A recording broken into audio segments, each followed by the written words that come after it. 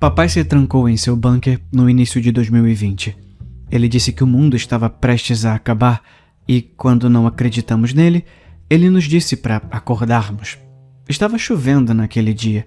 Lembro-me de me concentrar na água batendo nas vidraças, enquanto minha irmã tentava fazer meu pai mudar de ideia. Eu sabia que não adiantava. Ele era teimoso demais para ouvir alguém, exceto, talvez, o Donald Trump. A OMS acabara de declarar que a Covid-19 empurrou o mundo para uma pandemia. Papai queria que nos juntássemos a ele e, quando lhe dissemos não, ele disse que tínhamos passado por uma lavagem cerebral. Ele comprou o terreno antes de eu nascer, somente por causa das instalações militares dilapidadas que o acompanhavam. Foi abandonado em algum momento dos anos 60, eu acho. Minha irmã esteve lá desde o início, mesmo antes de a obsessão de papai afastar a mamãe. É difícil para mim imaginar como ele era naquela época. Mamãe diz que ele era um cavalheiro, mas eles se casaram jovens e uma pessoa pode mudar muito durante esses anos. E o papai também. Tudo que me lembro dele na infância são os filmes de semana no bunker, constantemente renovando e estocando com tudo que ele precisaria para sobreviver lá. Não conseguimos detê-lo. Ele não era o melhor pai, nem mesmo um bom pai, mas foi triste vê-lo partir mesmo assim. Ele estava entusiasmado, embora pensasse que a civilização estava prestes a entrar em colapso. Acho que isso acontece quando você passa toda a sua vida adulta se preparando. Tivemos que montar um rádio antigo para manter contato com ele.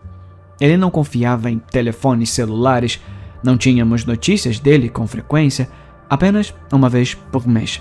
Às vezes menos. A última vez que ele entrou em contato pelo rádio, ele disse que havia encontrado uma porta escondida. Ele ia ver onde isso dava. O que foi há 3 meses atrás. Você acha que ele tá bem? A minha irmã disse. Ele não estava bem de saúde. Eu disse a ela. Sentamos no carro, indo ver como ele estava, atravessando a onda de calor. O rádio dele pode ter quebrado, eu disse. Não vamos presumir o pior. Mas eu também me senti preocupado. Havia algo estranho naquela porta escondida e no tom dele quando a mencionou. Não me agradou, mas talvez tenha sido apenas o calor e o deserto sem fim ao nosso redor que pregaram peças em minha mente. Eu realmente não sabia dizer. Estava escuro quando chegamos. A caminhonete do papai estava onde ele a havia deixado, sob uma lona que soprava com o vento frio e carregado de areia. Acendemos nossas lanternas e caminhamos até o penhasco acima do bunker. A porta de aço foi feita para resistir a uma explosão nuclear. Felizmente, eu possuía a única chave reserva que existia. Antes de usá-la, bati na porta com toda a força que pude e gritei por papai. Fiquei preocupado que ele nos confundisse com intrusos e atirasse em nós. Se ele estivesse confuso e no escuro, era uma possibilidade real. Bati novamente e gritei a plenos pulmões. Pai, você tá aí? Sou eu, Josh. A Evelyn também tá aqui. Eu não acho que ele vai ouvir você, disse Evelyn. Eu balancei a cabeça. Pai, eu vou abrir a porta agora, tá? Eu tinha 17 anos na última vez que estive aqui. Naquela época, seriam os muçulmanos que acabariam com a civilização como a conhecíamos. Antes disso, eram os russos. Agora era a China. Sempre havia algo ameaçando sua amada liberdade, mas ele nunca foi verdadeiramente livre. Minha irmã colocou a mão no meu pulso quando eu estava prestes a destrancar a porta. Sabe, ela disse, talvez a gente devia só ligar para a polícia. Afinal, ele... Não, eu disse. Ele vai acabar brigando com eles. Pode acontecer até pior. Destranquei a porta pesada. Um cheiro rançoso escapou da escuridão lá dentro. Era o odor da morte. Eu reconheci isso quando o papai tentou e acabou fracassando em aprender a caçar e deixar uma carcaça de rena apodrecer na propriedade por semanas. Minha irmã já havia parado de visitá-lo naquela época. Não contei a ela o que o cheiro me lembrava. Ela cobriu o nariz com a camisa. Descemos as escadas em espiral e rangia a cada passo que dávamos, quase como se estivesse prestes a desmoronar. Tentei o interruptor de luz na parte inferior. O clique ecoou pelo longo corredor que levava à sala de estar. E nada aconteceu. Percebi que as baterias que ele carregava com uma velha bicicleta ergométrica estavam descarregadas. Isso significava que ele provavelmente também estava morto. O gerador pode estar quebrado, eu disse. Mas talvez você devesse esperar aqui atrás, tá? Só para garantir, sabe? Apontei minha lanterna para minha frente. A luz estava fraca demais para chegar ao fim do corredor. No caminho para cá, eu me senti pronto. Fiquei triste, o tipo de tristeza vazia que você sente após a morte de um pai que nunca foi bom, mas não me preocupei.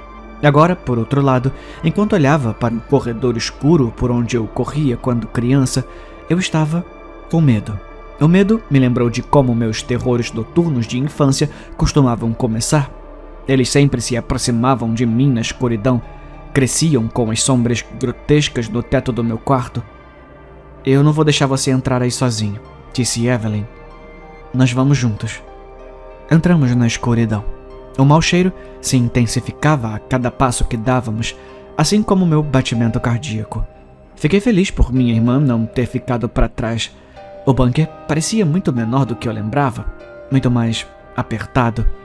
A assimetria entre minhas memórias e a realidade fazia com que tudo parecesse estranho, como se o bunker fosse apenas um modelo da coisa real. Mas não era. Eu tinha apenas crescido. A bandeira confederada nos cumprimentou no final do corredor. Estava pendurada na parede de concreto. Parecia pálida à luz da lanterna, quase como um fantasma. E claro, em muitos aspectos, era um fantasma de muito tempo atrás. Ou talvez um cadáver trazido de volta à vida. Uma abominação. Isso me lembrou do papai mais do que qualquer outra coisa. Você tem que estar realmente confuso para elogiar a liberdade tanto quanto o papai e pendurar esse símbolo de menor liberdade no mundo na sua parede, disse Evelyn. Ele queria tanto proteger a sua liberdade que construiu uma prisão para si mesmo. Retirei a luz da bandeira, deixando apenas escuridão. Pode apostar que ele estava realmente confuso. Entramos na câmara principal. Estava cheio de lixo e bagunça. Latas vazias, tanto de comida quanto de cerveja, estavam espalhadas pelo chão pegajoso. Tivemos que dar passos largos para não pisar no lixo. Isso é estranho. Evelyn apontou a lanterna para a pequena mesa de jantar. Olha, meu cabelo se arrepiou na nuca antes mesmo de eu perceber o que ela queria dizer. A mesa estava posta para 3 pessoas. Fiquei um momento sem dizer nada, tentando processar o que estava vendo, e justamente quando ia falar, minha irmã interrompeu. Quem diabo estava aqui com ele? Eu não sei. Comecei. Quer dizer, ele pode ter deixado os pratos velhos na mesa e... O som de algo caindo no chão veio de uma das outras salas do bunker. Apontei minha luz em sua direção, mas não consegui ver o que a fazia. Pai? Eu gritei. Sou eu, Josh. Você tá aí? Nenhuma resposta. Eu tô com medo, sussurrou Evelyn. Algo não tá certo. Eu apenas ouvi vagamente o que ela disse. Meu foco estava em outra coisa. Algo na parede do outro lado da sala. Isso não deveria estar lá. Caminhei lentamente em direção a ele. Deve ter sido sobre isso que ele falou no rádio.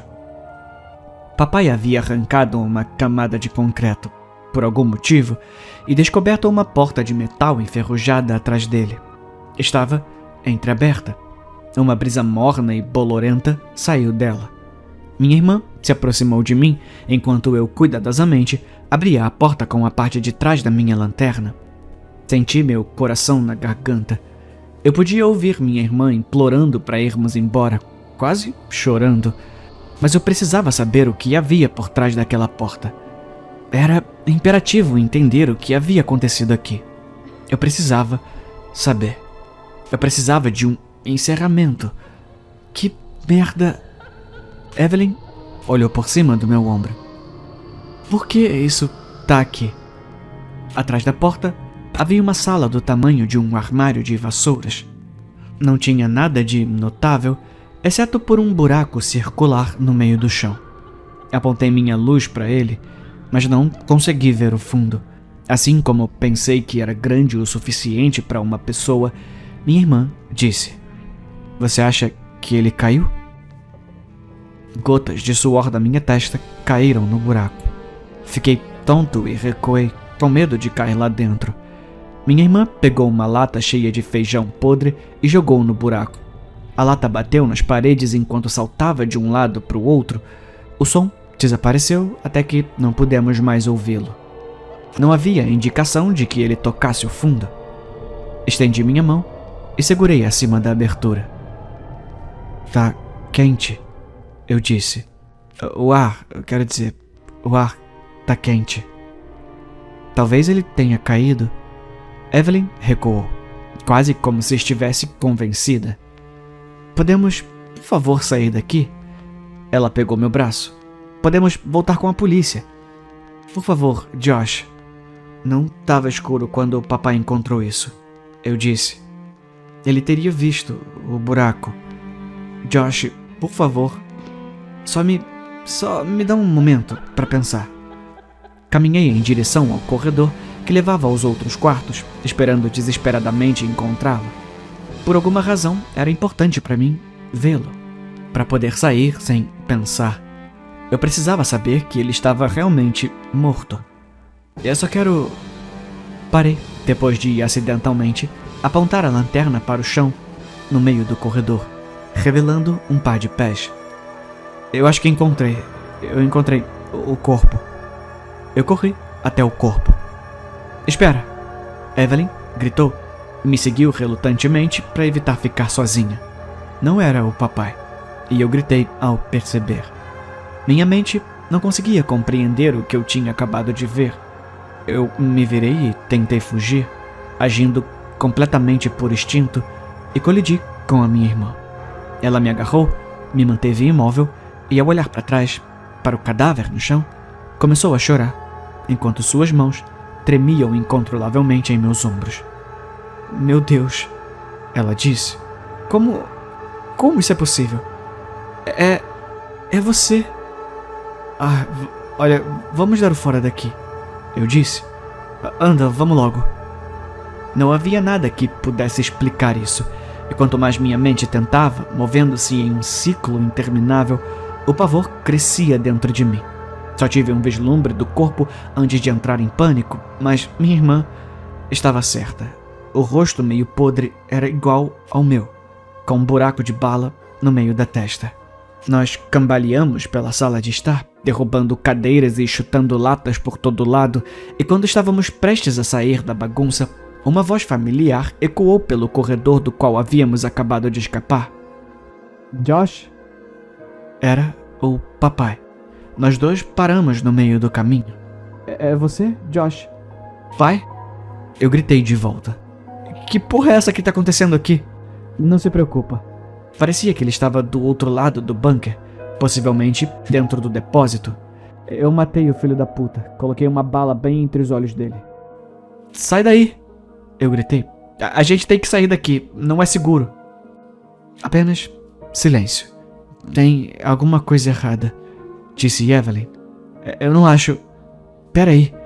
Pai!" eu gritei. "Anda, vamos!" Eu não consigo me mexer", papai disse. "Eu tô preso debaixo de uma prateleira. Eu vou precisar da sua ajuda, filho." Virei-me para minha irmã. "Volta para cima. Eu vou tirar aquele velho maluco de lá. Vamos estar bem atrás de você, tá bom?" "Josh, pensa." Evelyn implorou. "Você acha que ele tá preso debaixo de uma prateleira?"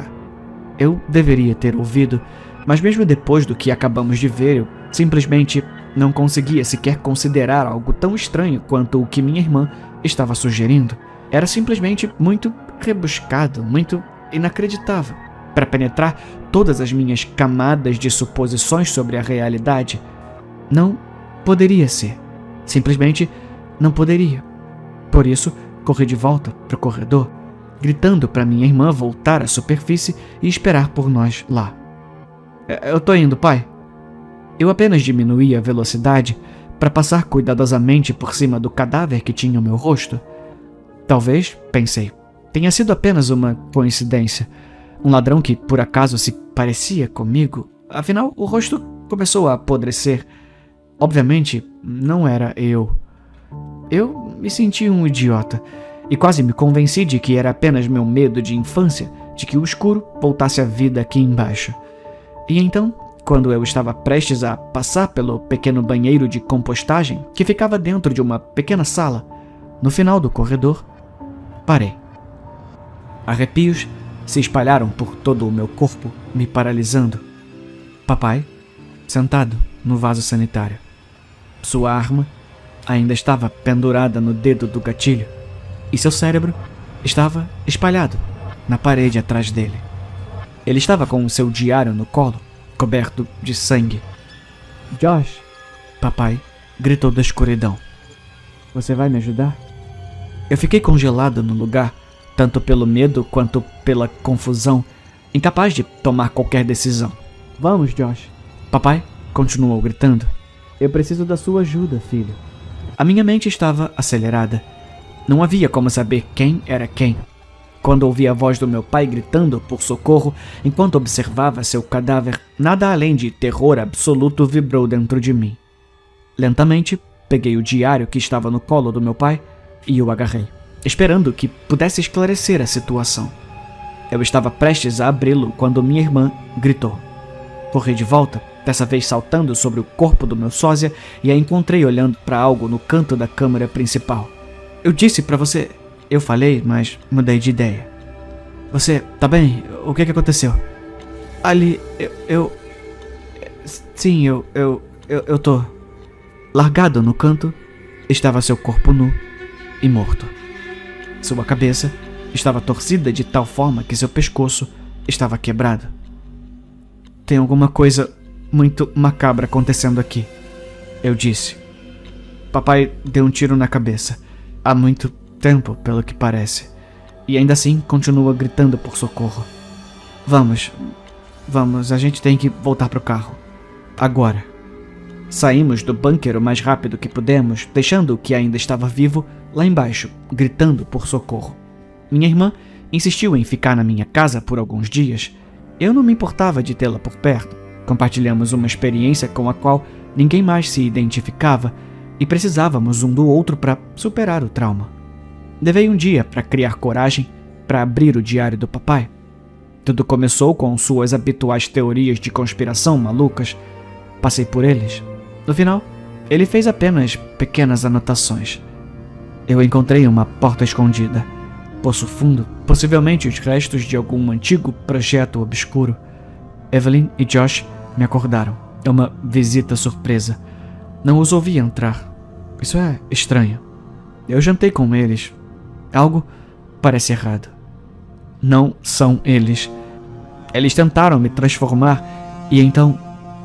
alguma coisa... Essa parte estava ilegível. Deus me ajude. Não são eles. Eu atirei no filho da puta bem no meio dos olhos. Eu tô escondido no banheiro agora. Essa provavelmente será minha última entrada. Que Deus nos perdoe. Arrepios percorreram minha espinha quando li a última entrada na página encharcada de sangue. Nunca consegui encontrar o outro. Ela ainda está por aí em algum lugar. Só me resta uma bala. Não vou permitir que ela faça essa coisa horrível comigo. Me perdoe. A minha irmã está cozinhando há horas. Ela acabou de me chamar da cozinha. Josh, vem aqui. Eu quero te mostrar uma coisa.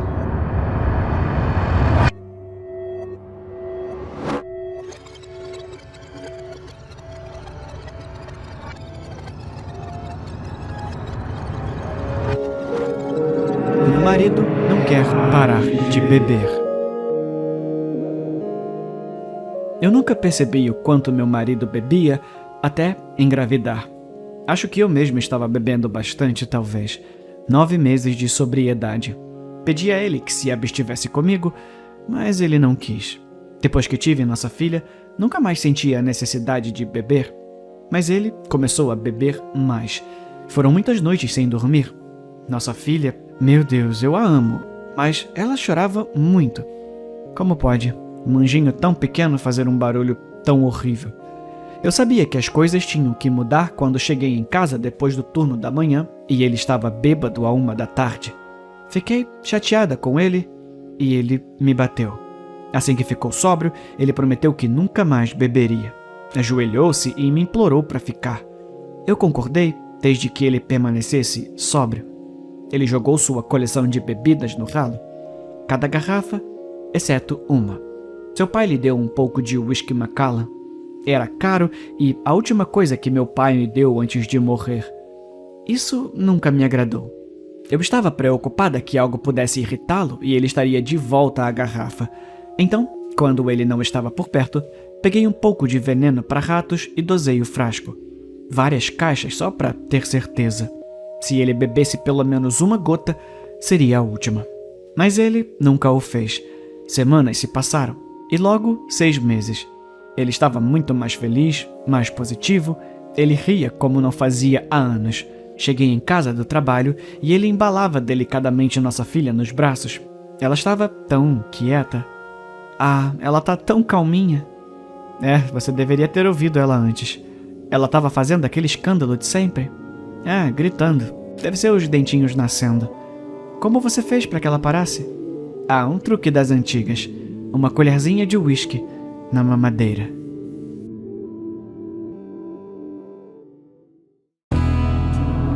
Não.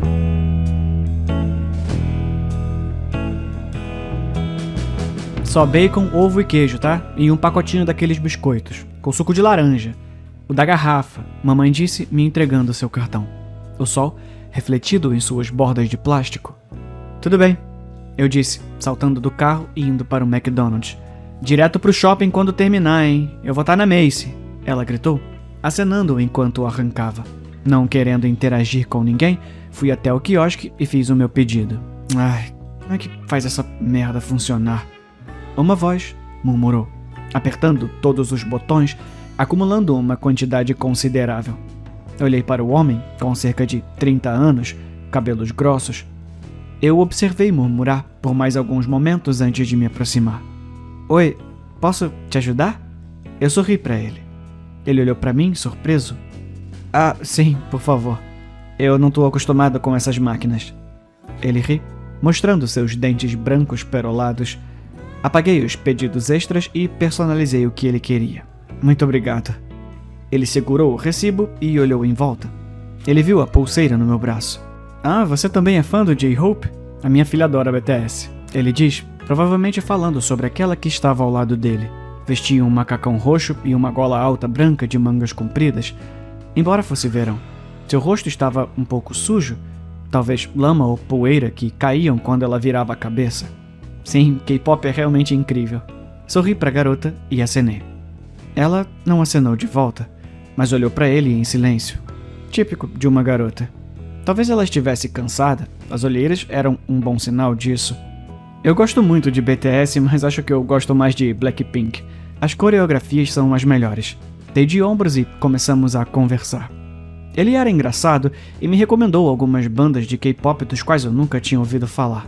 Pegando nossa comida quase ao mesmo tempo, todos saímos juntos. A jovem ao lado do pai, ainda sem falar. Para onde você está indo? Ele perguntou uma vez no estacionamento. Só pro shopping. Acenei com a cabeça para o shopping que ficava talvez a 5 minutos de caminhada. Eu tô indo para lá também. Quer uma carona? Ele destrancou o carro, parado ao lado da porta do motorista. Eu pensei sobre isso. Caminhada de 5 minutos versus viagem de 30 segundos. A garota finalmente parou de olhar para o pai e me olhou diretamente nos olhos. Ela balançou a cabeça um pouquinho. Não. Ela murmurou silenciosamente. Sujeira escorrendo um pouco de sua boca sobre os lábios rachados. Não, eu tô bem. Eu preciso de um pouco de exercício. Eu ri nervosamente. Ele inclinou a cabeça. Tem certeza? Não é um problema para mim, mesmo. Ele deu um passo à frente, colocando sua sacola do McDonald's no teto do carro. Obrigado, mas eu tô bem, tá? Tenha um bom dia. Eu virei na estrada e corri. Corri o mais rápido que minhas pernas podiam aguentar. Eu gostaria que o meu apocalipse zumbi fosse clichê.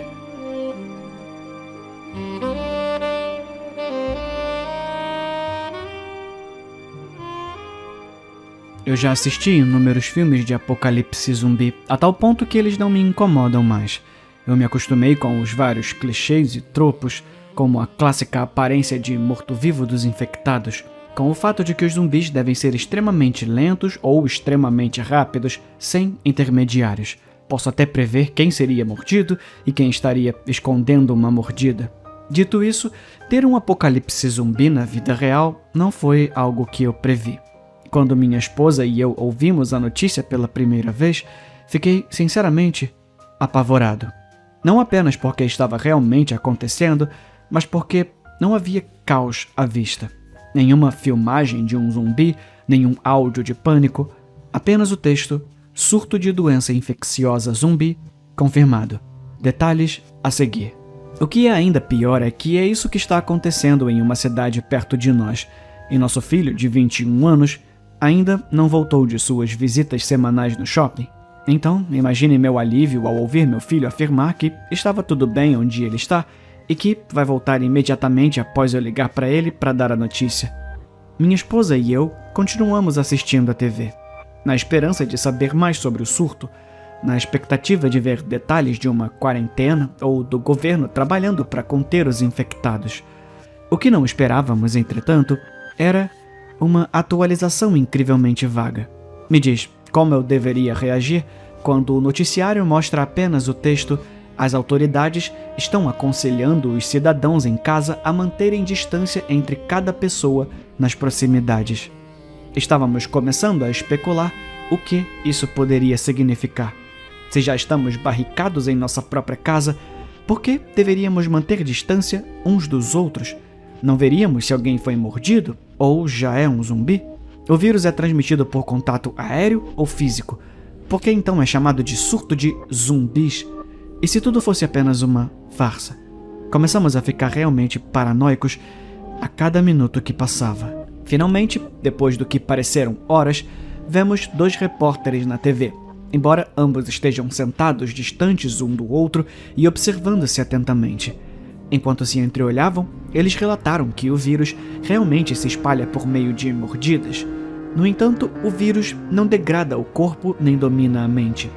O infectado permanece como um ser humano normal, capaz de conversar e tomar decisões, apenas com o único intuito de morder com eficiência o maior número de pessoas possível. O vírus evoluiu para ter um hospedeiro racional e pensante que sabe como agir e esperar o momento perfeito para atacar. Finalmente, os repórteres acrescentaram: o surto já estava em curso horas antes mesmo do aviso. As autoridades não conhecem a escala total do surto. Mantenham todos seguros e mantenham distância, mesmo de familiares e amigos. Ao ouvir isso, minha esposa e eu nos entreolhamos com os olhos arregalados. Então, uma batida na porta. Mãe, pai, cheguei. Abre a porta, por favor.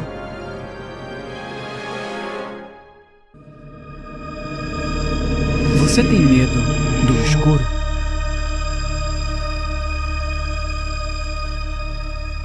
Não, você não tem. Não existe isso de medo do escuro. Temer o desconhecido? Claro.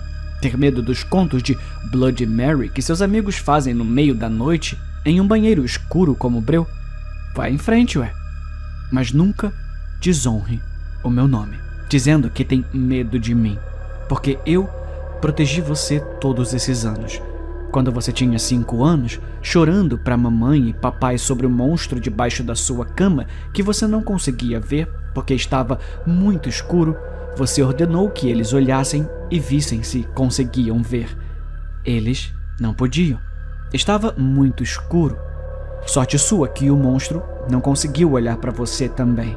Ou todas as vezes que você estava no chuveiro, pensando que havia alguém logo atrás de você. Você tinha tanta certeza disso. Você tentou olhar através de sua visão periférica, mas tudo o que você conseguia ver era a escuridão cada vez maior. Eu cobri você como uma capa de invisibilidade, como uma mãe que protege seus filhos. Então, resposta curta: não. Você não tem medo do escuro. Você tem medo do que se esconde em mim. Por isso, quando você está com medo de alguma coisa e fecha os olhos, quando a escuridão te acolher em sua própria ignorância, o meu conselho é: não os abra novamente. Eu nunca.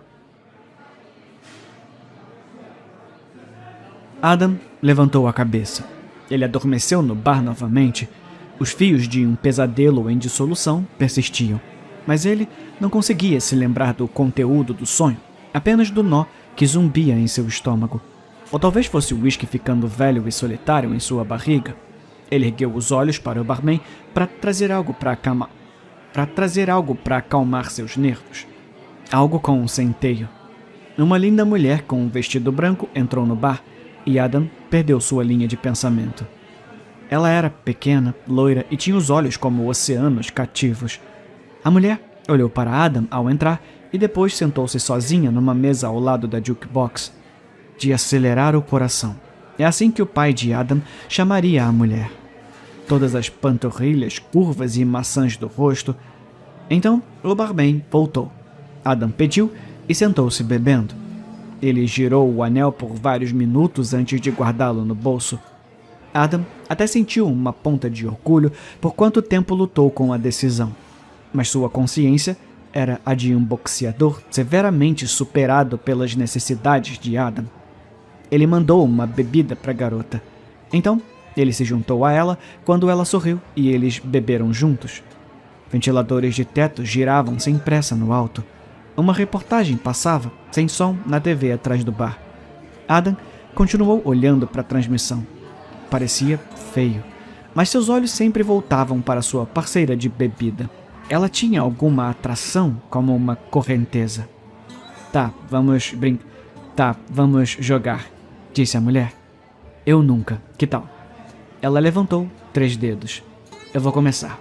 Eu nunca perdi alguém que eu amava. O sorriso de Adam tropeçou. Ele hesitou, depois baixou um dedo. A minha mãe faleceu quando eu tinha 9 anos. Um pouco pesado para uma primeira pergunta, disse Adam. Ok, minha vez então. Eu nunca... Não, a mulher interrompeu. Vamos o meu primeiro. O barman ativou o som da TV. Um lento zumbido de comentários e notícias penetrou na sala. A mulher mostrou os dentes. Não foi um sorriso. Eu nunca estive ao volante de um carro tão bêbado que não conseguia distinguir uma placa de pare de uma árvore. Adam sentiu uma força invisível esmagar um de seus dedos. O osso quebrou com um estalo. Ele gritou. A mulher deu-lhe alguns minutos antes de continuar. Enquanto estava sentado, apertando a mão trêmula, Adam ouviu o noticiário ficar mais alto. Era um acidente de carro. Horrível. 2 famílias inteiras desapareceram num piscar de olhos imprudentes. Eu nunca... A voz da mulher estava vazia, como um corpo começando a esfriar. Por favor, não faça isso. Adam implorou. A notícia era violentamente alta agora, e mesmo quando ele fechou os olhos, Adam viu o acidente se aproximando. Ele se encolheu e chorou e gritou. Eu nunca bebi tanto até esquecer meus erros. Adam ergueu a cabeça. Ele adormeceu no bar novamente. Os fios dissolvendo de um pesadelo persistiam, mas uma linda mulher com um vestido branco entrou no bar, e Adam perdeu sua linha de pensamento.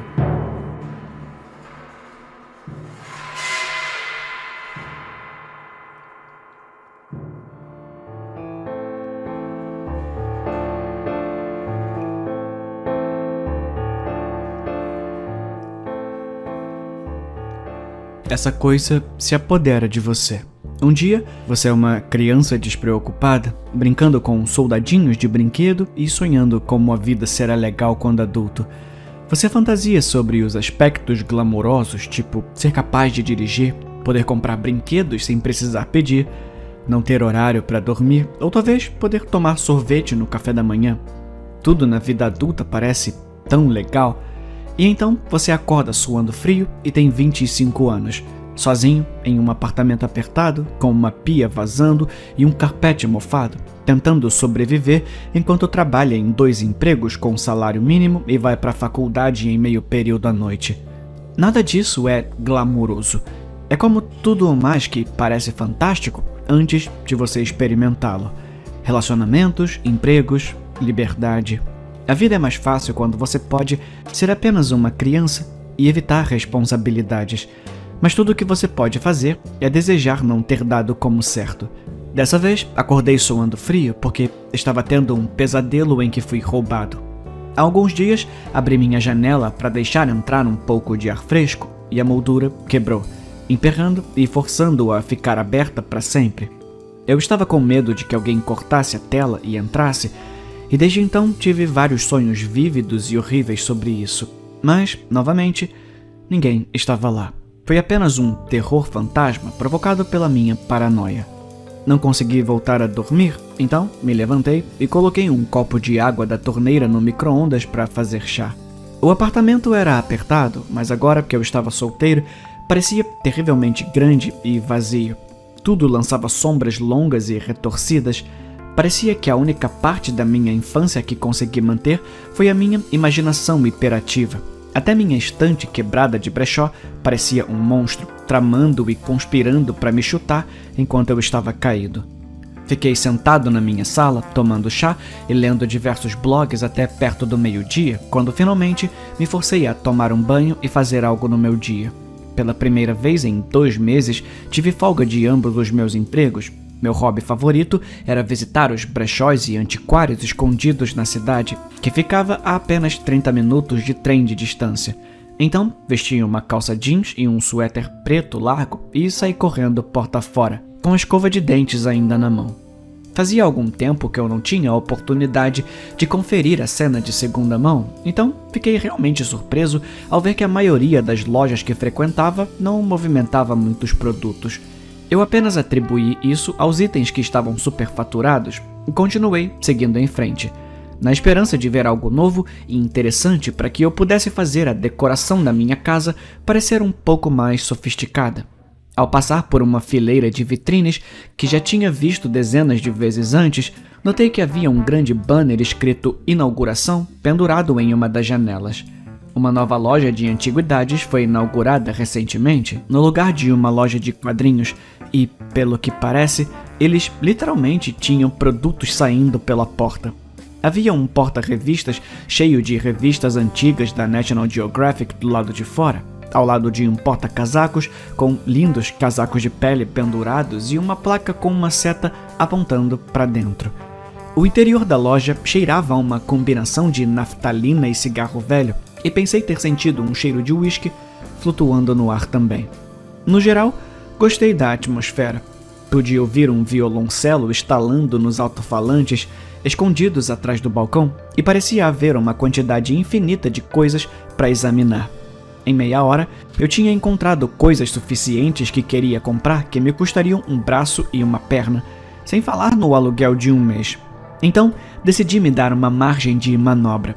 Eu tinha algum dinheirinho extra na minha conta poupança, então disse a mim mesmo que poderia gastar uns 150 na loja. Encontrei algumas coisas, camisetas, algumas pinturas abstratas muito legais, nada que eu não pudesse levar no trem. Fiquei feliz em ver que só me custaria 120 no total, mas quando estava prestes a ir embora, notei um anel antigo no balcão de joias. Era esculpido em madeira, uma cerejeira escura, e tinha um grande topázio incrustado nele. Parecia um anel de classe, esculpido em madeira em vez de metal. Havia gravuras nele, um K de um lado da pedra e um M do outro. Achei que fosse coincidência porque essas eram as minhas iniciais. Quase parecia que eu deveria comprá-lo, especialmente depois de experimentá-lo. Serviu perfeitamente em mim e ficou fantástico na minha pele, o que era raro para mim. Era difícil usar joias porque meus tons amarelos faziam muitas cores parecerem muito estranhas em mim, Mas o marrom compensava bem a minha cor e a ideia de usar um anel de novo era legal. Eu não usava um desde que minha noiva foi embora e minha mão parecia vazia sem ele. Tentei tirar o anel com medo de parecer muito ansioso. Quanto mais óbvio for que você quer alguma coisa, menos espaço há para pechinchar. Mas assim que comecei a tirá-lo, senti uma alfinetada no dedo. O anel me deu um pequeno corte com uma lasca de madeira. Reclamei com a balconista da loja que me pediu desculpas por isso. Ela me ofereceu um desconto no anel. Eu poderia comprá-lo por 50 em vez do preço original, o que era quase o mesmo que eu já havia gasto. Olhei para o anel no meu dedo, pensando em tudo o que passei recentemente, e decidi ir em frente. Eu merecia algo de bom e só precisava tomar cuidado para não me cortar de novo. E depois disso, como costuma acontecer, a vida continuou. Eu usava o anel todos os dias, aliviado por sentir seu peso no meu dedo, podendo me reconfortar com a sensação familiar de um anel. Meus pesadelos se estabilizaram e as coisas pareciam estar melhorando para mim. Recebi uma promoção em um dos meus empregos e o aumento salarial foi suficiente para eu largar o outro trabalho. Minhas notas estavam boas, entrei para a lista de honra do professor e até meu senhorio consertou a minha janela de graça depois de passar para ver como as coisas estavam indo para mim. Eu presumi que era apenas a maneira da vida, com todos os seus altos e baixos, mas toda noite e toda manhã eu encontrava meus olhos descansando sobre o anel. Eu quase me sentia como um homem novo, com confiança e vigor, mas pensar que eu tinha pego um anel da sorte parecia bobo. Estranho para mim, no entanto, que quando cheguei em casa depois de comprar o anel, não conseguia encontrar nada de errado com o meu dedo. Sem casquinha, sem marca, sem farpas, mas eu sabia que tinha me machucado. Até havia um pouco de sangue. Não dei muita importância, mas às vezes percebia que nunca tirava o anel. Nem mesmo para tomar banho, o que eu sabia que era ruim, mas eu estava quase com medo. Eu odiava a ideia de lascas me cortando e não queria pegar outra. Então, continuei usando. Como eu disse, a vida continua. Logo, se passariam 6 meses e minha vida estava consistentemente boa. Eu até superei meu término o suficiente para começar a namorar de novo. Sempre tive um sistema imunológico bastante forte, então, quando comecei a ficar doente, fiquei realmente surpreso. Eu não tinha certeza do que causou, se era uma gripe, uma alergia ou algo assim, mas me atingiu muito forte e muito repentinamente. Acordei vomitando, adormeci vomitando e a comida fazia minha garganta parecer que estava sendo cortada com facas. Eu estava doente por cerca de 3 dias quando percebi pela primeira vez que o dedo em que eu usava o anel estava ligeiramente descolorido, tinha um tom esverdeado e havia um ponto vermelho na área onde eu havia pego a lasca quando o comprei pela primeira vez. Tentei tirar o anel para olhar embaixo, mas não saía. Eu não estava muito nervoso. Meu dedo parecia um pouco inchado em comparação com os outros, mas eu estava preocupado que teria que cortar o anel se sabão e água não o fizessem deslizar com mais facilidade. Claro, minha sorte, como tem a tendência de ser, havia acabado. O anel se recusou a sair, independentemente do que eu tentasse. Sabão, água, óleo, não fazia diferença. Depois de algumas horas tentando, eu desisti. Tomei algumas pílulas para alergia para combater um inchaço e prometi a mim mesmo que, se não tivesse diminuído o suficiente para remover o anel até de manhã, eu iria removê-lo na minha consulta médica no dia seguinte. Essa consulta nunca aconteceu. Meus sonhos naquela noite foram terríveis. Havia uma lasca no meu dedo, cravada até o osso, e começou a crescer. Eu podia sentir como um verme se contorcendo sob minha pele, enquanto meu osso se transformava em madeira. Minhas veias, minha pele, meu cabelo, galhos, folhas e casca. Eu me tornei uma árvore. Mas era a coisa mais dolorosa que eu já experimentei. Eu podia sentir meus ossos se expandindo.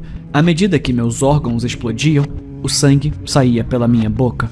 Eu queria arrancar minha própria garganta para me poupar da dor, mas já estava coberto de casca. Meus braços estavam congelando no lugar como galhos de árvores. Eu estava crescendo, mais alto e gigantesco até, e podia ver a terra abaixo de mim. Olhando cada vez mais longe, eu podia ver as estrelas acima. sentir a brisa passar por mim.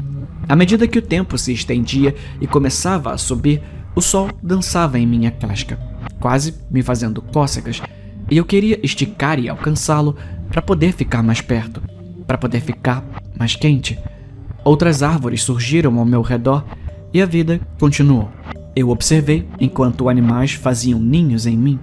Fiz amizade com as outras árvores, nossos galhos crescendo juntos como se estivéssemos de mãos dadas.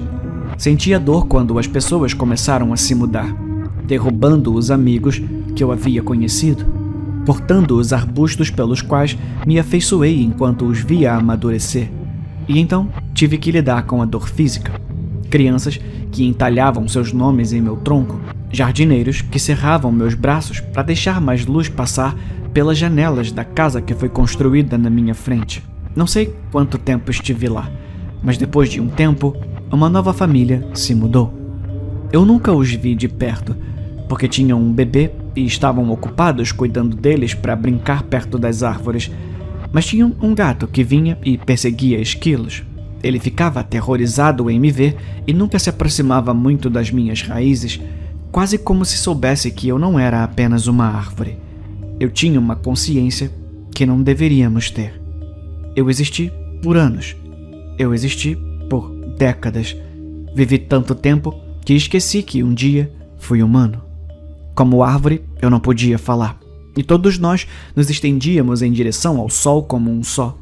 Então, eu era apenas uma árvore, uma delas, até eu nascer. Não eu como uma árvore, mas como uma criança. Lá, com uma van em movimento, vi rostos familiares.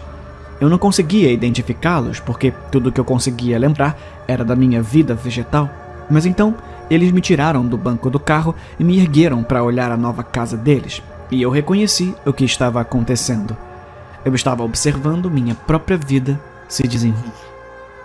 O eu humano, tinha 7 anos quando percebi por que isso estava acontecendo.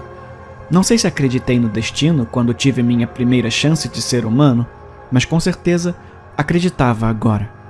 Observei enquanto um pequeno eu subia nas árvores, quase descuidadamente, balançando-se de galho em galho e pulando como se a mortalidade não fosse um problema. E então, o tempo congelou. Eu vi o pequeno humano soltar um galho muito cedo. Ele não conseguiu agarrar outro galho a tempo e se debateu em câmera lenta ao cair. Minhas raízes, retorcidas e salientes, estavam bem abaixo dele. Observei seu rosto e vi sua boca aberta para gritar. Mas o som nunca saiu. Ele caiu com um baque abafado e ali, saindo de seu peito, estava uma das minhas raízes. Ele quase parecia um anel enrolado em meu dedo de madeira torcido. Ele cuspiu algumas respirações fracas. Eu podia sentir a luta pela vida enquanto ela estava sendo sugada dele, sugada pelas minhas raízes. Mas enquanto isso acontecia, senti uma mudança. Senti seu coração dilacerado e partido tentar bater. E parecia que a absorção foi invertida. E então tentou novamente, aproximando-se da batida e assim por diante. Logo, seu coração estava batendo forte e eu me senti murchar e definhar. Minhas folhas começaram a cair, ficando quebradiças e marrons, desintegrando-se dos galhos. Sabe? Isso se apodera de você. Vida, morte, crescimento. Você pode tentar planejar tudo o que quiser, mas isso sempre encontra uma maneira de se aproximar de você. E então, você acorda suando frio, com a camisa manchada de sangue, e você não é uma árvore, nem um jovem de 25 anos. Você é uma criança cujos pais ainda se importam. Eles choram e gritam, vão com você na ambulância e ficam ao lado da sua cama rezando até o médico dizer que você vai ficar bem. Essa é a coisa mais assustadora de todas, sabe? Acordar e perceber que você viveu tantas vidas em sua própria cabeça, mas ninguém acredita em você. E você é empurrado para terapia porque afirma ser uma árvore há 2 anos, e então você para. Você finge que está tudo bem, mesmo sabendo recitar coisas contar histórias, passar nos exames de nível universitário aos 12, 15 e 17 anos. Mas ainda assim, eles acham que você é louco quando diz a verdade. Um sábio idiota, mas mesmo assim, um idiota. Então, vivo a minha vida resignado a me deixar ser rotulado como autista ou esquizofrênico e tratado como se não pudesse funcionar na sociedade. Mas eu sei a verdade. Pode me chamar do que quiser, mas eu sei quem eu sou. E quem eu fui antes disso.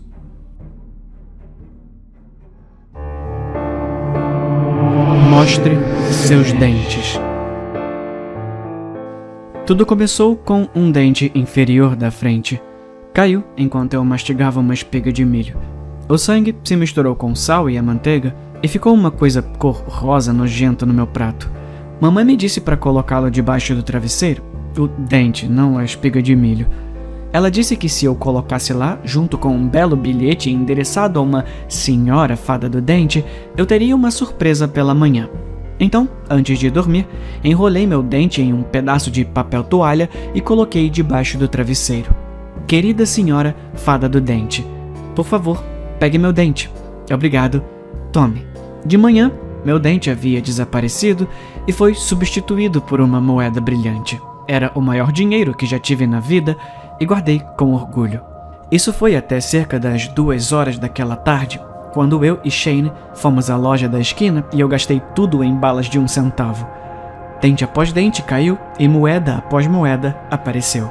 Fiquei tão viciado em trocar dentes por dinheiro que fiquei furioso quando mamãe me disse que eu não tinha mais dentes de leite para dar. Eu tentei de tudo. Pedi espigas de milho para o jantar todas as noites, pedindo a Deus que me desse apenas mais um dente de leite para trocar. Quando nada mais funcionou, bati com um martelo na minha própria boca. Fiquei de castigo por 1 mês e tive uma lacuna permanente, mas valeu a pena. Naquela noite, enrolei meu dente adulto e o coloquei debaixo do travesseiro. Querida senhora fada do dente, meus dentes de leite acabaram, mas pensei que você gostaria de um dente de adulto. Obrigado. Tome. De manhã, fiquei chocado ao encontrar uma nota de 5 debaixo do meu travesseiro. Tive a sensação de que os dentes adultos valeriam mais, e eu estava certo. Minha descoberta me fez pensar. Eu era um garoto criativo, um empresário em ascensão. Eu tive outra ideia que eu só tinha que tentar. No dia seguinte, trouxe meu martelo para a escola. Durante a pausa para o almoço, segui uma das crianças mais novas até o banheiro e me joguei. Eu balancei e acertei em sua boca. Sangue espirrando por toda parte. Os dentes saíram dele como manteiga, exceto por um que escorregou pela garganta. Estendi meus dedos para baixo, a pele rasgada e pegajosa arranhando meu braço como aquelas abas no lava-rápido. Ele vomitou na minha mão enquanto me puxavam para longe dele. O dente podre subindo e caindo no chão. Eu fui expulso. Mas o mais importante, consegui quase um conjunto completo de dentes perfeitamente brancos.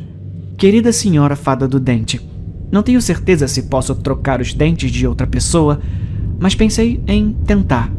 Eu estou disposto a manter o suprimento se você estiver. Obrigado. Assinado, Tome. Na manhã seguinte, um envelope cheio de notas de 5 esperava por mim.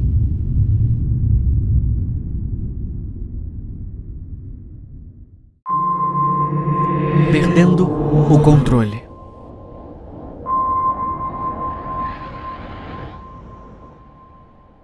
Eu estou deitado na cama e a mulher mais linda que eu já vi está lá. Não sei como vim parar aqui. Eu só tô aqui, mas eu não tô reclamando. O travesseiro é legal, os lençóis são macios e depois tem ela. Quem é ela? Eu me pergunto se ela vai me deixar. Não importa.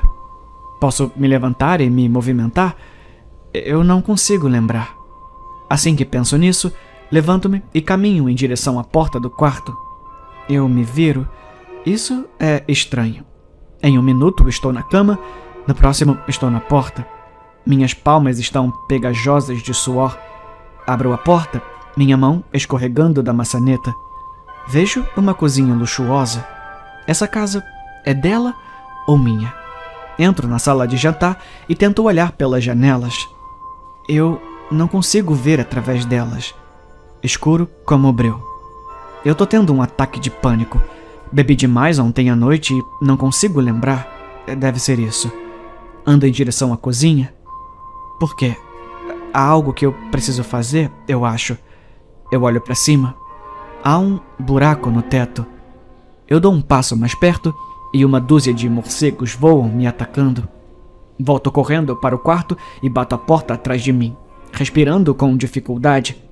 A sala não parece exatamente a mesma. É mais escura de alguma forma e mais suja. Minhas pernas vacilam enquanto tento encontrar minhas chaves, telefone, qualquer coisa.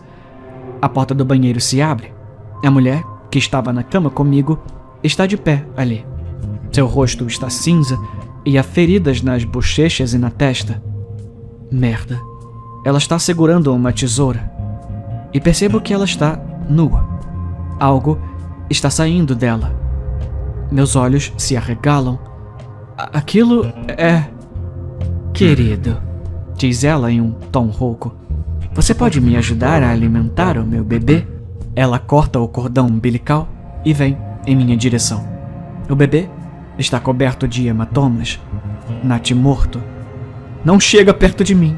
Que merda é essa que está acontecendo? Eu não tô entendendo. Ela responde com uma gargalhada doente. O bebê cai no chão de uma vez só. Eu circulo ao redor dela e o bebê começa a se contorcer e me encara com olhos vermelhos e dentes afiados. Dentes pontiagudos. O bebê morto fica de quatro e corre na minha direção. Mal chego ao banheiro a tempo de trancar a porta. Eles estão batendo na porta agora e ela está quebrando. É apenas uma questão de tempo até eles invadirem. A porta se estilhaça e rachaduras se formam. Não há nada que eu possa fazer agora. Eu acho que agora eu me lembro. Foi quando arranquei os óculos e joguei pela sala. Ei, cara, essa coisa vale uns 8 mil reais, disse um engenheiro pelo interfone.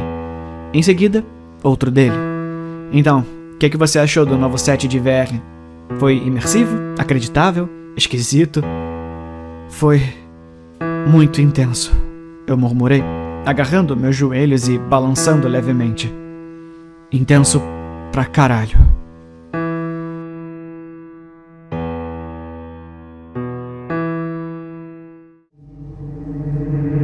Prendendo a respiração.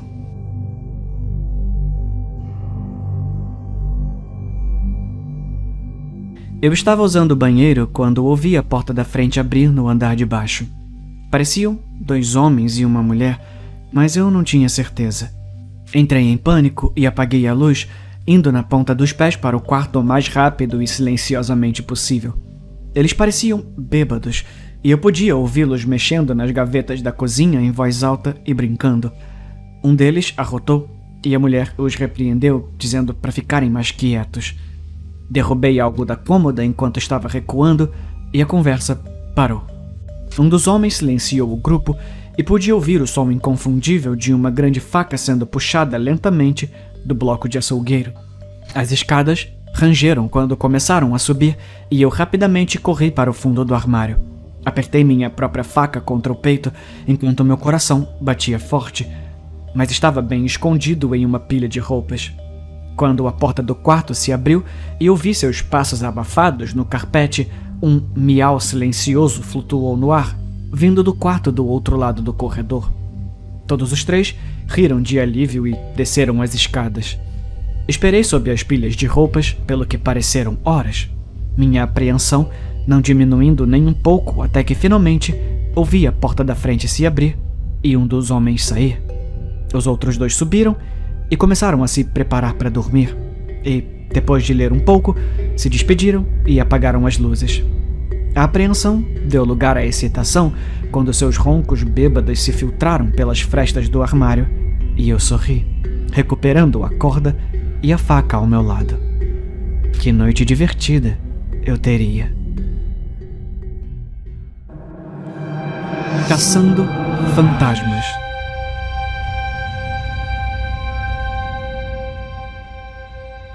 Era apenas um fantasma, uma coisinha pequena e horrível. Ele rompeu de repente e gritou, batendo contra a janela externa do sótão em um poço de fumaça que ardeu em meu nariz e olhos. Eu dei um passo para trás.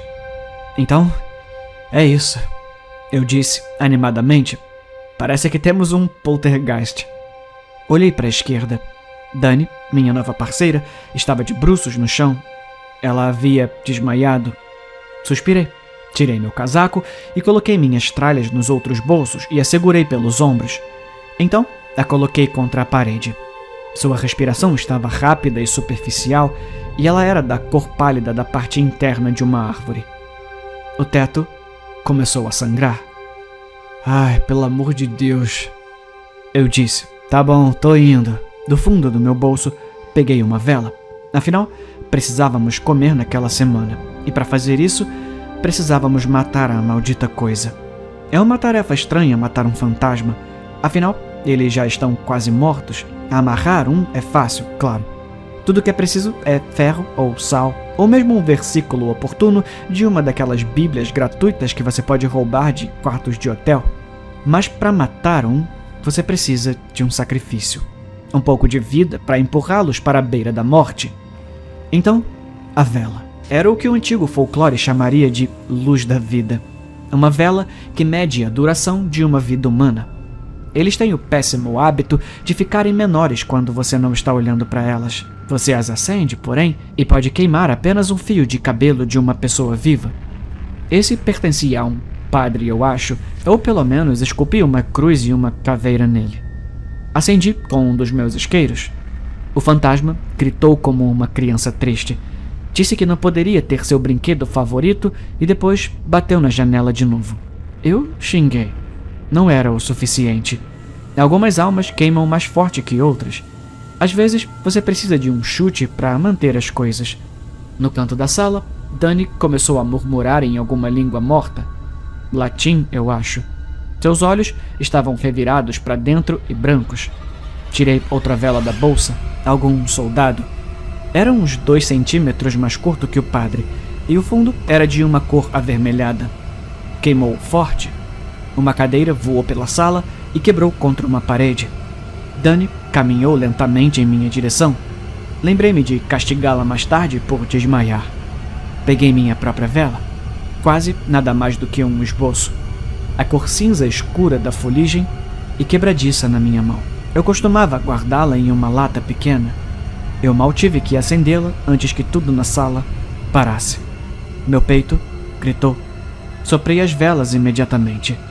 Dani caiu no chão, de novo. Então rolou, gemendo e tremendo. Não se preocupa, eu disse, trêmulo. Era apenas um fantasma.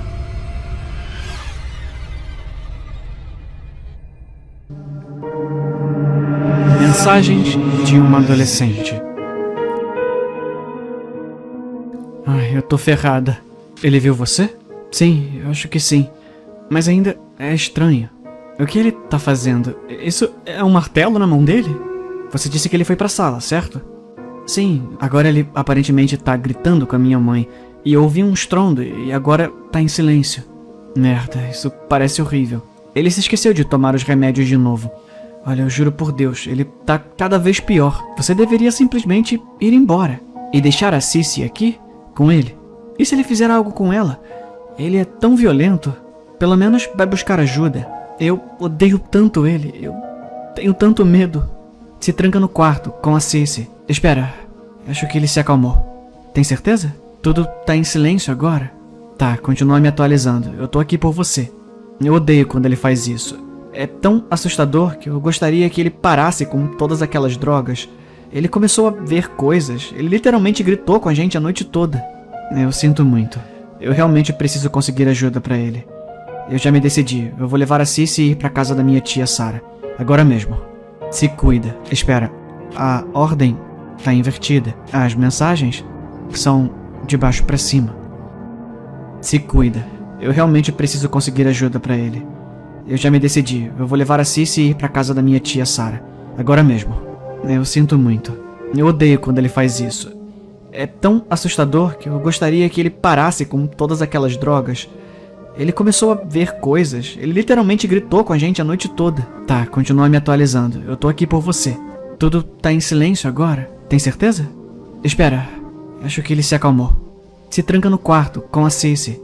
Eu odeio tanto ele. Eu tenho tanto medo. Pelo menos vai buscar ajuda. E deixar a Cici aqui com ele. E se ele fizer algo com ela? Ele é tão violento. Você deveria simplesmente ir embora. Ele se esqueceu de tomar os remédios de novo. Olha, eu juro por Deus, ele tá cada vez pior. Merda, isso parece horrível. Sim, agora ele aparentemente tá gritando com a minha mãe. E eu ouvi um estrondo e agora tá em silêncio. Você disse que ele foi pra sala, certo? Sim, eu acho que sim. Mas ainda é estranho. O que ele tá fazendo? Isso é um martelo na mão dele? Ele viu você? Ai, eu tô ferrado.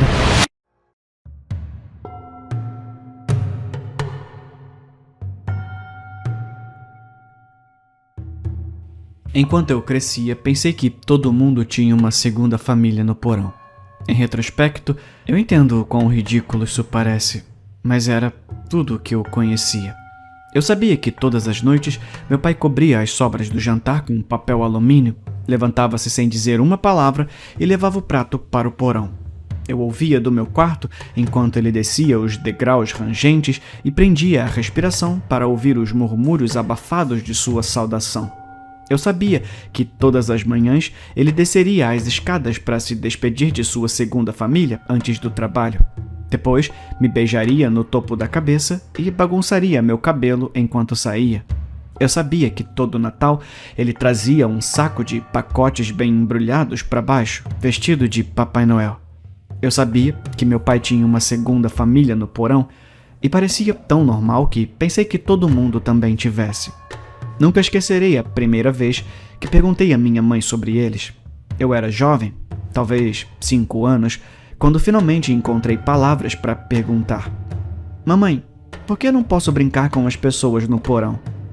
Minha mãe era a personificação humana da energia frenética, uma máquina orgânica de movimento perpétuo, sempre andando de um lado para o outro, limpando ou mexendo uma panela, sempre com um cigarro aceso enfiado entre os dedos amarelados. Jamais esquecerei que, enquanto aquela pergunta pairava no ar, ela finalmente parou pela primeira vez. Sua quietude era perturbadora de uma forma que não consigo explicar. Não falamos sobre eles. Ela se apressou, perseguindo a declaração apressada com uma longa tragada no cigarro. Ela soprou uma nuvem de fumaça pela janela aberta antes de se inclinar para me encontrar na altura do rosto, seus olhos injetados a poucos centímetros dos meus. Você não precisa brincar com as crianças, mas as crianças precisam do papai. Ela fez uma pausa novamente, a imagem assustadora dela paralisada, gravando-se em minha mente permanentemente. Enfim, ela murmurou. E o papai também precisa deles. Naquela noite, ouvi minha mãe gritando com meu pai no quarto deles. Fiquei surpreso por eles não saberem que eu sabia, e mais chocado, até assustado, ao descobrir que eles não queriam que eu soubesse. Acima de tudo, eles não queriam que eu contasse a ninguém na escola. A ninguém, em geral, na verdade. Depois daquela noite, tudo foi diferente. Meu pai só guardava as sobras depois do jantar, só levava comida para baixo depois que eu ia para a cama. Ele parou completamente de visitá-los pela manhã. Minha mãe também começou a agir de forma diferente. Sempre percebi que ela estava distante do meu pai. Sempre notei como ela se irritava sob o toque dele, como ela se esgueirava para o outro lado da sala sempre que ele entrava. Mas, depois disso, tudo piorou. Quando criança, eu me sentia profundamente culpado. Eu senti como se tivesse arruinado o casamento dos meus pais. Mas eu era apenas uma criança e estava curioso. Minha mãe queria me dissuadir de fazer mais perguntas, mas acidentalmente revelou algo que me deixou ainda mais curioso. A família do andar de baixo tinha filhos, talvez crianças da minha idade para brincar. Eu precisava saber sobre eles, da mesma forma que as crianças precisam entender toda a estranheza desse mundo caótico, precisam dar sentidos ao absurdo que nos rodeia diariamente. As bobagens com as quais nos acostumamos quando adultos mas com as quais lutamos incessantemente quando crianças, como um quebra-cabeça, uma charada ou um problema de palavras em uma prova de matemática sobre a compra de 80 melancias. Outra mudança depois daquela noite crítica. A porta do porão foi equipada com uma fechadura resistente. Mesmo assim, eu precisava saber. Há algo terrível em descobrir que uma segunda família no porão é anormal. Algo ainda mais horrível em não saber quem ou por quê. Quando eu tinha 7 anos, decidi ir ao fundo da questão. Para evitar problemas, eu só poderia investigar quando 3 condições fossem atendidas. Eu estava em casa, vindo da escola, meu pai ainda estava no trabalho e minha mãe não estava por perto para me pegar. Essas circunstâncias raramente se sobrepunham, mas a primeira vez que voltei da escola para casa e descobri que o carro do meu pai não estava na garagem e que o movimento interminável da minha mãe a levou à exaustão, tirei os sapatos e rastejei até a porta do porão, quieto em meus pés com meias. E então eu bati. Foi uma batida silenciosa, com medo de acordar a minha mãe do cochilo, mas mesmo assim foi uma batida. Foi mais do que apenas uma batida, foi uma iniciação, um convite, um confronto com o maior e mais assustador mistério da minha vida. Eu pulei quando uma batida suave voltou do outro lado. Foi quase imediato, como se a pessoa do outro lado estivesse esperando por mim. O pensamento me congelou no lugar por um momento, mas eu sabia que não tinha tempo a perder. De repente, minha boca parecia feita de lixa e giz, mas me inclinei na porta para sussurrar um "Oi". "Oi". Era uma garotinha, com voz doce, mas tímida, como se testasse as teclas de um piano pela primeira vez. "Oi, eu sou o Ricky. Qual o seu nome?" Se deu uma longa pausa. "Lila. O nome do meu irmão é Isaac, mas ele não fala muito bem. Ele ainda é pequeno. A mamãe disse que ele vai começar a falar quando estiver pronto." "Tem 3 de vocês aí embaixo?" "Aham." Ela respondeu, simplesmente, como se toda a situação parecesse totalmente normal para ela, assim como era para mim no lado oposto da porta do porão. "Mas o papai vem me visitar às vezes, então acho que são 4. Meus olhos se arregalaram quando uma enxurrada de perguntas começou a surgir na minha mente. Mas ouvi minha mãe começar a se mexer em seu quarto. Corri pelo corredor e entrei na sala de jogos. Ocupei minhas mãos com meus brinquedos, mas minha mente estava em outro lugar. Os montes de perguntas continuaram a crescer rapidamente, logo tomando conta de meus pensamentos como um canteiro rebelde de ervas daninhas. E como ervas daninhas, as perguntas eram teimosas, difíceis, ou melhor, impossíveis de se livrar. As raízes da situação e suas implicações se desvendaram, estendendo-se por todo o meu corpo. O medo se plantou firmemente em minha barriga quando fui forçado a enfrentar a possibilidade de não conhecer realmente o meu pai, de não conhecer realmente a minha própria família. Se meu pai também era pai de Lila, isso significava o que para mim, para minha família? E por que ela não teve permissão para sair do porão? Nos anos seguintes, escapei furtivamente até a porta do porão naqueles raros momentos de liberdade. Conheci Lila. Comecei a gostar dela e, eventualmente, até a amá-la. Ela era minha melhor amiga. Quando criança, eu era muito solitário. Meus colegas se esquivavam de mim por motivos que eu não conseguia entender, como se algo em mim fosse inerentemente repulsivo para os meus colegas. Eu só tinha um amigo na escola, e em casa eu tinha Lila. À medida que conversávamos mais no fluxo interminável de perguntas e respostas amontoadas nos mais breves momentos de tempo, ambos correspondemos às diferenças entre nós, entre as nossas vidas e as nossas circunstâncias. As diferenças que a princípio pareciam tão normais tornaram-se maiores, mais nítidas e mais assustadoras do que qualquer um de nós poderia compreender. A injustiça de tudo isso tornou-se impossível de ignorar. Lila lamentou não ter permissão para ir à escola, não poder sair para brincar, fazer amigos ou andar de bicicleta pela rua sem saída no verão, até que as luzes da rua se acendessem e as cigarras começassem a gritar. Ela até ansiava pelas coisas que eu mais detestava: dever de casa, lavar a louça depois do jantar, arrumar meu quarto todos os domingos de manhã. Ela disse que viveu naquele porão a vida toda e provavelmente até nasceu lá. Ela não conseguia se lembrar de nada diferente antes de ser trancada no quarto frio e mofada. Tenho vergonha de admitir isso, mas, eventualmente, não consegui controlar a culpa que sentia por viver a vida que Lila nunca teve. Nunca poderia ter em minha mente. Eu era tão jovem, tão ingênuo, não sabia mais como administrar a situação. Então, fiz a única coisa que consegui pensar. Eu parei de tentar. Parei de visitar Lila. Chega de trocas secretas e sussurradas, chega de batidas rápidas na porta só para que ela soubesse que eu estava lá, que alguém estava lá para ajudá-la. Dias, semanas, meses e anos passaram sem que Lila nunca saísse dos meus pensamentos, mas com sua existência compartimentada, confinado ao porão da minha própria mente. Em casa, era mais fácil manter os pensamentos sobre ela trancados. Quando meu pai trazia o jantar para ela, horas depois de minha hora de dormir, eu ficava acordado e aquecido na cama. Às vezes, eu a ouvia gritar.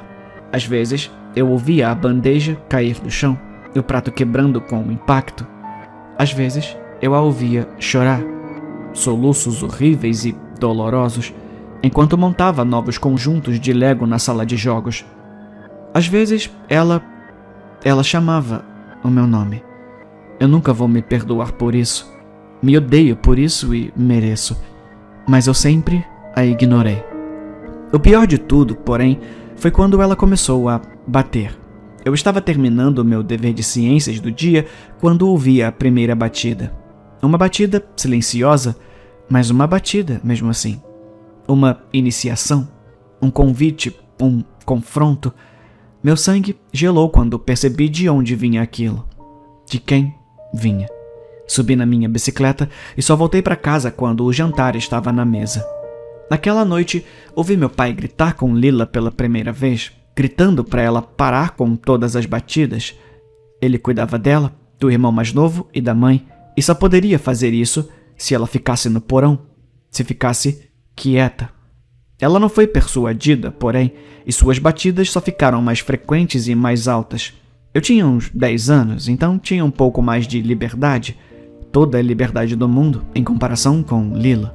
Evitei minha casa a todo custo, só voltando à noite, onde era imediatamente recebido pelas batidas. A essa altura, batia menos e mais empurrava o peso total do seu corpo contra a porta. Minha mãe começou a aspirar a casa obsessivamente só para encobrir o barulho. Ela nem olhava mais nos olhos do meu pai.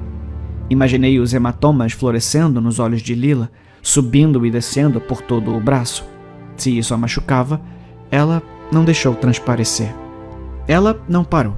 O sono tornou-se uma memória distante, deixando-me atordoado, irritado, confuso e, acima de tudo, aterrorizado. Comecei a aparecer na casa do meu colega de escola, agora meu único amigo, sem avisar, apenas para escapar das batidas de Lila. Seus pais claramente não gostavam de mim e as tensões aumentaram entre nós dois, crianças, chegando a um ponto de ebulição que terminou em uma briga. Eu dei um soco no estômago dele e ele voltou com as palavras que me quebraram. Um golpe muito mais poderoso do que ele poderia desferir, com as pequenas mãos cerradas em punhos. A minha mãe diz que você é um bastardo, que a sua mãe é uma puta. Tive que procurar palavras no meu dicionário quando cheguei em casa. Tive que reunir coragem para, mais uma vez, fazer uma pergunta difícil. Mãe, eu sou um bastardo? Tive que ver minha mãe perder o ímpeto e parar novamente. Eu tive que observar a pouca luz que ela tinha se apagando. Tive que ficar ali, sentado, enquanto ela saía do quarto. Tive que ficar derramando lágrimas quentes enquanto as batidas recomeçavam. Cada forte empurrão contra a porta destruindo minha mente. Um doloroso lembrete de que Lila estava vindo atrás de mim. Mas minha mãe se foi e voltou com um recorte de jornal velho nas mãos, desgastado nas pontas. Ela o segurou contra o peito enquanto finalmente me contava a verdade sobre Lila, sobre a segunda família do meu pai no porão. Eu era jovem, mas precisava saber. Minha mãe também sabia disso. Entre soluços sufocados, ela me contou sobre a antiga família do meu pai, aquela que ele teve e formou antes de conhecê-la. O erro horrível que cometeram, aquele que lhe deu a melhor coisa que já teve na vida, mas tirou outras 3. Sobre como a antiga esposa do meu pai já estava patinando em gelo fino, seus gritos de socorro sem resposta, como quando ela descobriu o que minha mãe e meu pai estavam fazendo, o pouco que restava sob ela se despedaçou. Sobre como eles não poderiam saber, mas sobre a culpa que ela carregava de qualquer maneira. Como uma mochila pesada, mãe? Sim, meu amor, como uma mochila pesada, mas uma que não dá pra largar. Que Lila estava morta, e Isaac também. Que a mãe deles tinha feito isso com eles, e depois com ela mesma. Meu pai os encontrou no porão quando chegou do trabalho, que ele nunca se perdoou, e minha mãe também nunca. Que quando eles reapareceram no porão, como se nada tivesse acontecido, mesmo depois que seus corpos foram levados e enterrados há tantos anos, eles não conseguiam pensar em nada para fazer, a não ser dar-lhes uma vida o mais normal possível. Mais uma pergunta difícil. Mas por que é que eles têm que ficar? Mas por que é que eles têm que ficar no porão? Descobri mais tarde naquela noite, quando meu pai chegou em casa do trabalho e destrancou a porta. Lila saiu das sombras e eu me encolhi instintivamente quando vi seu rosto pela primeira vez. Vi o buraco em seu rosto, onde deveria estar seu olho esquerdo. Isaac era pequeno, como Lila disse, mas o ferimento em sua mandíbula teria tornado quase impossível para ele falar se tivesse a chance de crescer. No começo, fiquei com medo, mas fiz uma cara de corajoso e peguei Lila pela mão. Brinquei com ela e com Isaac pela primeira vez. Compartilhei meus brinquedos com eles. Ri com eles. Não conhecia a mãe deles naquele dia, mas conheceria anos depois. Depois que ela, Lila e Isaac souberam o que aconteceu com eles, ela lutou para lidar com a situação. Ela não sai com frequência, mas eu a trato com gentileza quando ela sai. A mulher que conheço agora não poderia imaginar fazer o que ela fez. A segunda família do meu pai no porão ainda ficou lá dentro, mas não ficou mais confinada às sombras do porão depois daquele dia. Eles se tornaram menos a segunda família do meu pai à medida que todos nós nos tornamos uma família maior que ria, brincava e amava juntos. Eu não moro mais naquela casa. Sou um adulto agora, com um enorme apreço por toda a liberdade e oportunidades disponíveis que antes considerava garantidas. Sei que minha família está longe de ser normal, até mesmo horrível e horripilante em muitos aspectos que ajudei a perpetuar quando criança. Mas é tudo o que conheci. Eu os amo. Amo todos eles. Ainda visito sempre que posso, em aniversários, no Natal e nas férias de verão. E sempre que faço uma visita, paro um momento para agradecer pelo fato de que, quando bato na porta da frente, Lila a abre.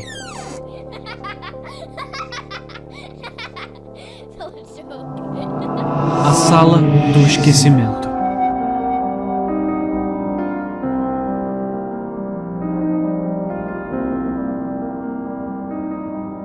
Corri atrás de Janaína, seguindo-a até o banheiro no final do corredor. Uma vez que nós dois estávamos em segurança lá dentro, bati a porta e pressionei minhas costas contra ela. Enquanto eu estava ali, ofegante, tentando acalmar meu coração acelerado, uma onda de tontura tomou conta de mim. Quando passou, percebi que não tinha ideia de onde estava ou por que estava ali. Onde nós estamos? Janaína perguntou. Aparentemente, ela também não conseguia se lembrar. Eu... Olhei ao redor do banheiro sujo e dilapidado, esperando poder me lembrar de algo, mas nada veio à mente. Eu não tenho ideia. Estava claro que o banheiro não era usado há anos, se não décadas. A maior parte da tinta havia descascado das paredes há muito tempo. O espelho, que antes ficava pendurado sobre a pia, agora estava em pedaços no chão.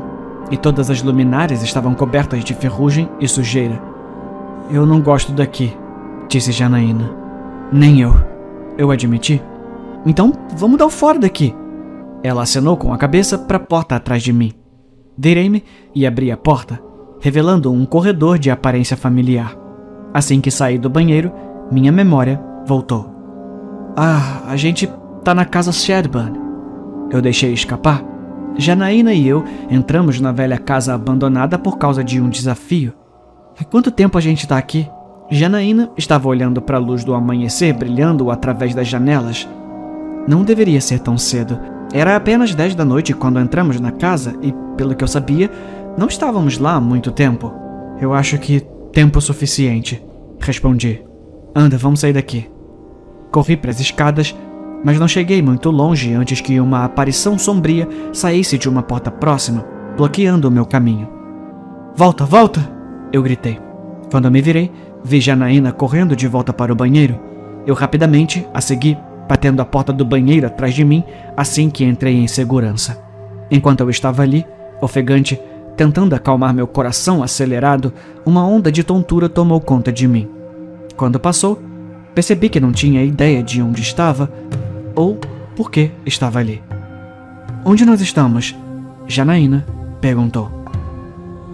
Bom, aqui está o relatório da autópsia daqueles 2 adolescentes que você encontrou na casa Shadburn. O médico legista entregou o relatório ao detetive. Falência de órgãos devido à desidratação aguda. O detetive leu em voz alta a causa da morte. Como isso é possível? Eles não estavam trancados na casa? Por que eles ficaram lá se poderiam sair quando quisessem? Eu só posso dizer como eles morreram, respondeu o médico legista. Descobrir o motivo é com você. Deve ter uma explicação racional.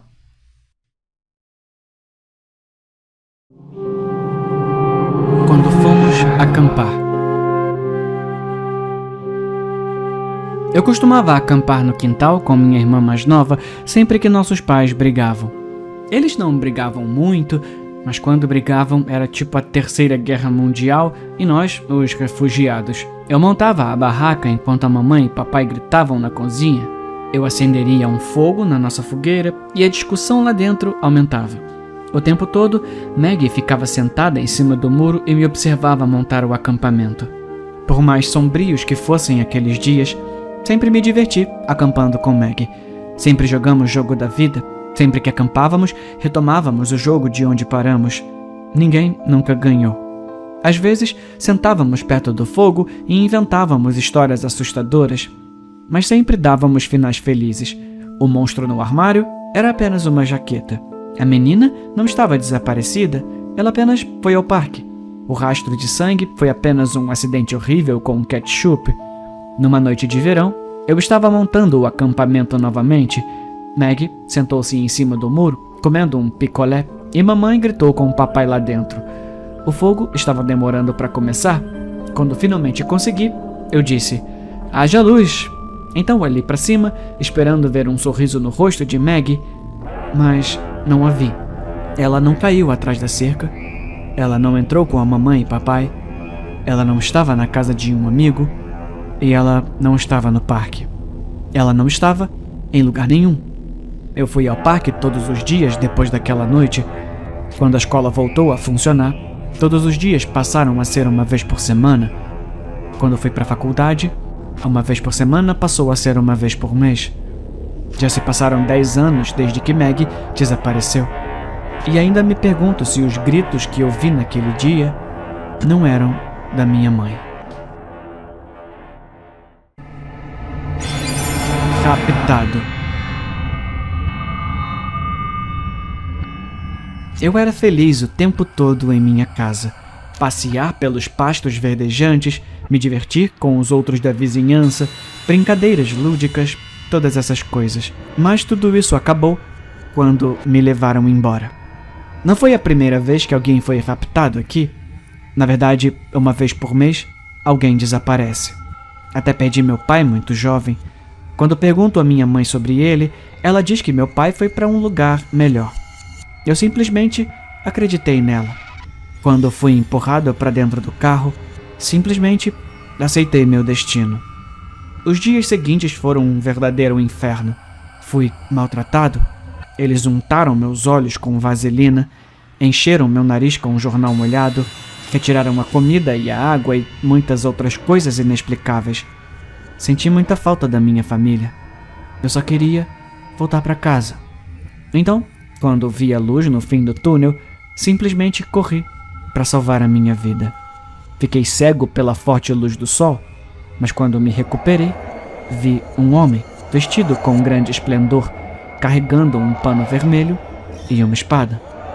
Aplausos podiam ser ouvidos em todos os lugares.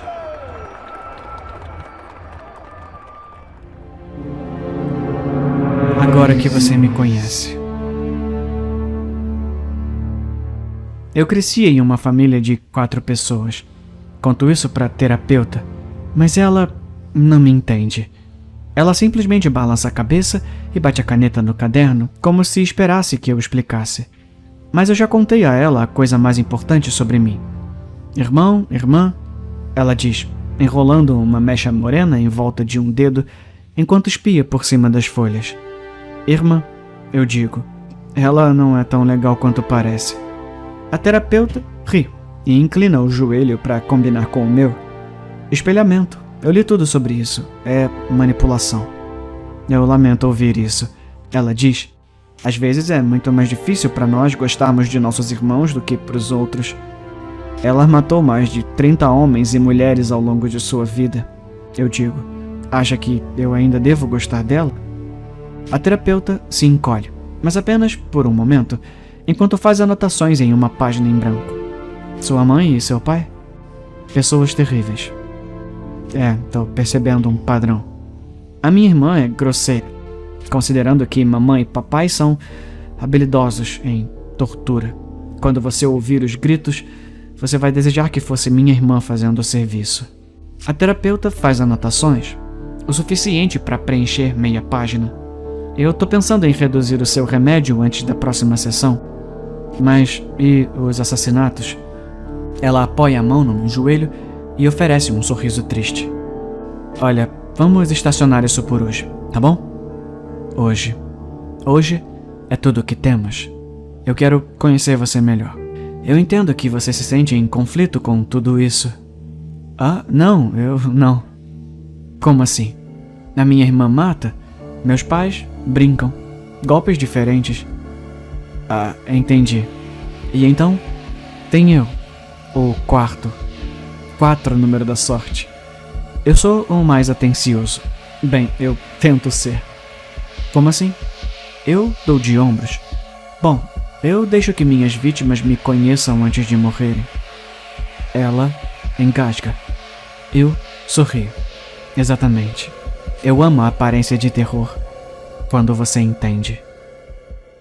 Por favor, fique na escola. Foi ideia da Jenna matar a aula naquele dia.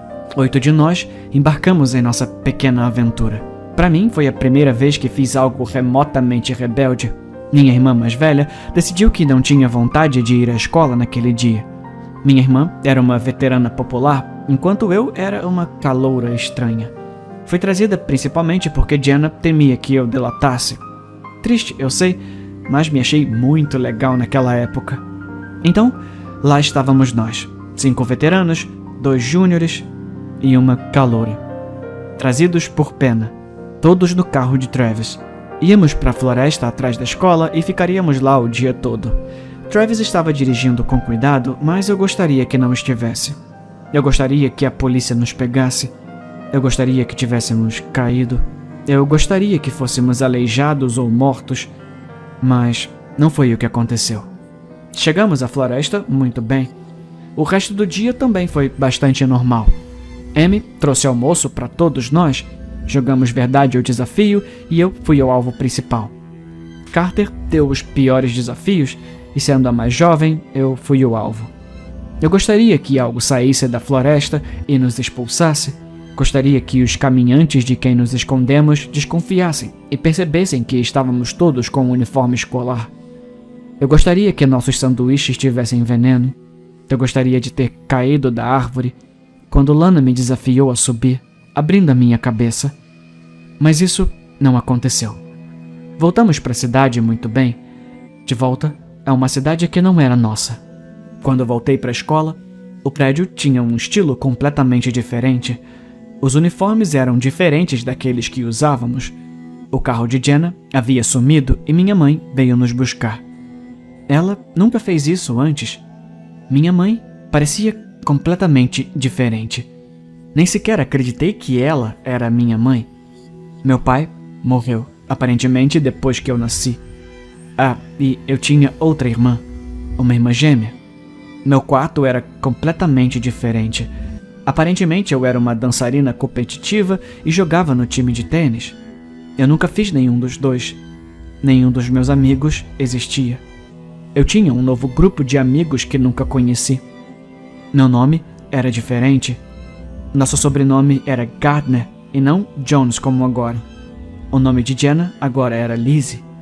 Eu tinha um lindo gato preto e branco chamado Tuxedo. Tentamos contar às pessoas. Tentamos voltar. Tentamos abandonar a escola e voltar para aquela floresta. Não funcionou. Tentamos aproveitar nossa nova vida. Eu gostava da minha nova irmã e do meu gato. Meus novos amigos até que são legais, mas eu não sou eu mesmo. E nunca vou ser.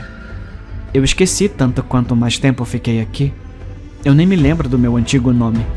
A única coisa concreta que tenho daquela vida é o uniforme que vesti. Sinto-me uma estranha.